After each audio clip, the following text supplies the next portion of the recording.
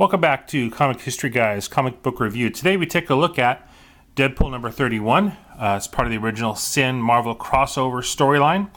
On the cover here we see Agent Preston, who you may or may not know is a S.H.I.E.L.D. agent slash life model decoy, undergoing a little bit of repair work by our buddy Deadpool, excuse me. So, this is a $3.99 comic book by Marvel. There's a digital edition bonus involved. Oh, and there's an ad for Guardians of the Galaxy, and then the creators are listed on the side there. So the goal of this comic book review, the video version, is to give you a look at the art and talk a little bit about the storyline.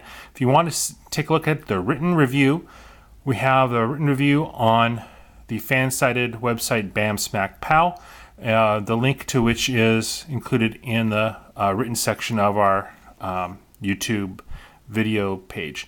So Deadpool Comics lately open up with a little cartoonish version of Deadpool who explains what's been going on. So the art here is by Irene Lee. She does Little Deadpool, on only Little Deadpool for this at the moment, and kind of talks about what's been going on. So if you missed the prior issue or issues, you can pick this up and be more or less in the know.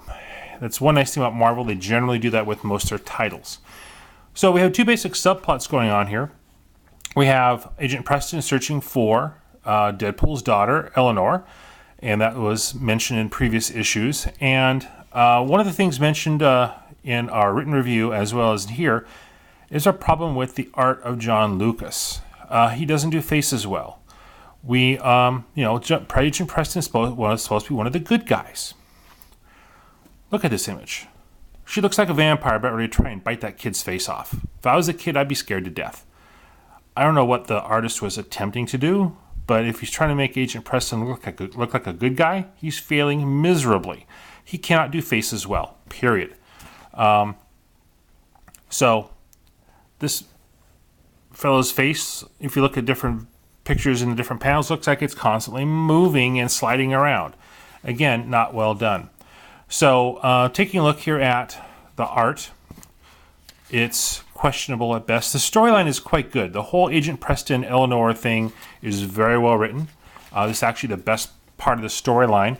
But going to our title hero, Deadpool, he is, of course, on a crusade to help his bride Shikla in her war with Dracula's vampires. So in previous issues, he had gone back in time to steal, or to using a stolen Fantastic Four time device.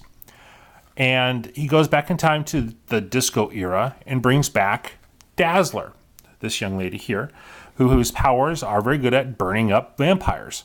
So hence, he's wearing a 70s Afro-type wig disco fellow outfit. And, Deadpool's facial expressions are best seen through his mask. Again, John Lucas does not do a good job at all here. I've seen other Deadpool artists who can convey Deadpool's emotions with just a couple wrinkle lines in his mask. This guy's not one of them. So, the whole imagery of Deadpool in this stupid wig is actually pretty funny, but the art kind of distracts from it all. So, moving onward here, we get to where the daughter's in danger, and we then get into some gory stuff going on here. Blam's Black Pow. Not nice. Agent Preston receives some damage, hence the cover. The violent scenes are actually relatively well done for this art style, but realistically, overall, the art is pathetic. The storyline is the saving grace, if grace is a good word to use here with Deadpool and Dazzler.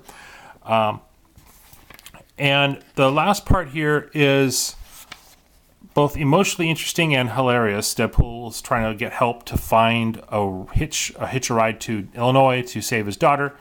He finds Thor, who's a little bit aggrieved about Deadpool's misuse of their plumbing last time he visited.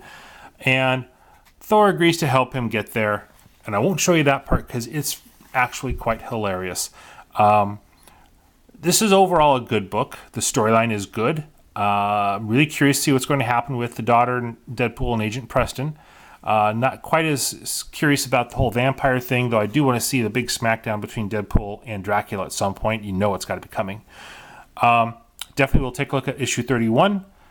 Despite the poor quality art, the storyline carries this book. And if you're a Deadpool fan, you want to read it.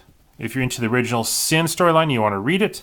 And actually, I'm becoming a fan of Agent Preston here. So, despite the art, it's worth reading if you're into Deadpool, into original Sin, or just a good story with good characterizations. So, overall, good book, enjoyable read if you ignore the art. So, again, catch our written review on bamsmackpow.com, and we will be back with further Deadpool reviews in the future. Thanks. Bye.